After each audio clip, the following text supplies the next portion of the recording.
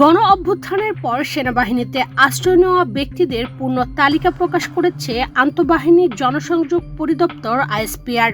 বলা হয় ২৪ জন রাজনৈতিক ব্যক্তিত্ব, ৫ জন বিচারক, ১৯ জন অসামরিক প্রশাসনের কর্মকর্তা, ৫১৫ জন পুলিশ কর্মকর্তা ও সদস্য, বিভিন্ন পাবলিক বিশ্ববিদ্যালয়ের কর্মকর্তা সহ বিবিধ ১২ জন ও ৫১ জন পরিবার পরিজন সহ সর্বমোট ৬২৬ জনকে বিভিন্ন সেনানিবাসে আশ্রয় প্রদান করা হয়েছিল। আশ্রয় দেওয়া মানুষদের মধ্যে ৫৭৮ জনের নাম প্রকাশ করা হয়েছে। জুলাই আগস্ট গণ অভ্যুত্থান পরবর্তী সময়ে দেশের বিভিন্ন সেনাবাহিনী ক্যাম্পে সামরিক আশ্রয় চাওয়া ব্যক্তিদের একটি পূর্ণ তালিকা প্রকাশ করেছে আইএসপিআর। তবে তালিকায় নাম থাকা ব্যক্তিদের মধ্যে কয়েকজন আইনশৃঙ্খলা বাহিনীর হাতে ধরা পড়ার পর বিভিন্ন মামলায় কারাগারে আছেন। এই ঈদে জামা জুতো অ্যাকসেসরিজের ডিসকাউন্ট।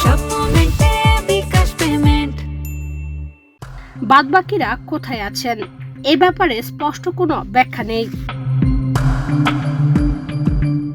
গত ২২ মে প্রকাশিত এক আনুষ্ঠানিক বিবৃতিতে আইএসপিআর জানায়, ২০২৪ সালের জুলাই আগস্ট মাসের ছাত্র জনতার অভ্যুত্থানে বিগত সরকারের পতনের পর কতিপয় কুচক্রী মহলের তৎপরতায় সার্বিক আইনশৃঙ্খলা পরিস্থিতির ব্যাপক অবনতি হয়। ফলশ্রুতিতে সরকারি দপ্তর, থানাসমূহে হামলা, রাজনৈতিক নেতাকর্মী ও সমর্থকদের ওপর আক্রমণ ও ঘরবাড়িতে অগ্নিসংযোগ, মব জাস্টিস, চুরি, ডাকাতি সহ বিবিধ বিশৃঙ্খলা দেখা যায়। বলা হয়, এ ধরনের সংবেদনশীল ও নাজুক আইনশৃঙ্খলা পরিস্থিতিতে দেশের নাগরিকদের মনে নিরাপত্তাহীনতার জন্ম নেয়। এমত অবস্থায় ঢাকাসহ দেশের প্রায় সকল সেনানিবাসে প্রাণ রক্ষার্থে কতিপয় রাজনৈতিক ব্যক্তিবর্গ সহ বিভিন্ন শ্রেণী পেশার নাগরিকগণ আশ্রয় প্রার্থনা করেন। উদ্ভূত আকস্মিক অস্থিতিশীল পরিস্থিতিতে সেনানিবাসে আশ্রয় প্রার্থীদের পরিচয় যাচাই বাছাই করার চাইতে তাদের জীবন রক্ষা করা প্রাধান্য পেয়েছিল। আরও বলা হয়, এ প্রেক্ষিতে ২৪ জন রাজনৈতিক ব্যক্তিত্ব, ৫ জন বিচারক, ১৯ জন অসামরিক প্রশাসনের কর্মকর্তা, ৫১৫ জন পুলিশ কর্মকর্তা ও সদস্য, বিভিন্ন পাবলিক বিশ্ববিদ্যালয়ের কর্মকর্তা সহ বিবিধ ১২ জন ও ৫১ জন পরিবার পরিজন সহ সর্বমোট ৬২৬ জনকে বিভিন্ন সেনানিবাসে আশ্রয় প্রদান করা হয়েছিল।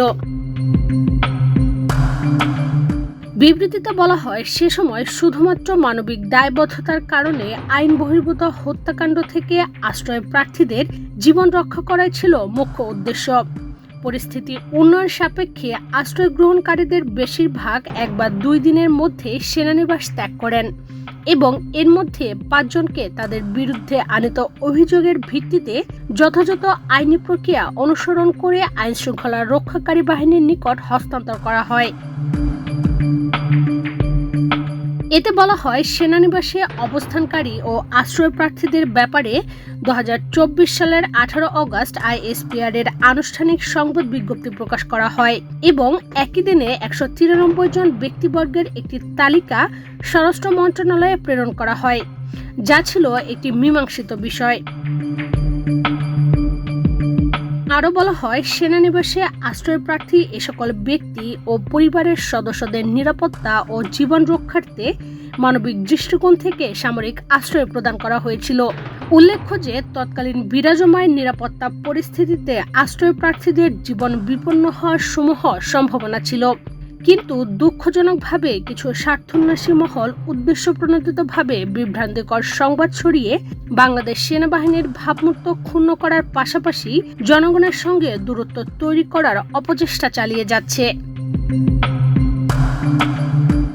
বিবৃতিতে আরও জানানো হয়, এ প্রেক্ষিতে জুলাই আগস্ট গণ অভ্যুত্থান পরবর্তী সেনানিবাসের অভ্যন্তরে প্রাণ রক্ষার্থে আশ্রয় গ্রহণকারী ৬২৬ জন ব্যক্তিবর্গের একটি পূর্ণাঙ্গ তালিকা এই প্রেস বিজ্ঞপ্তির সাথে সংযুক্ত করা হলো।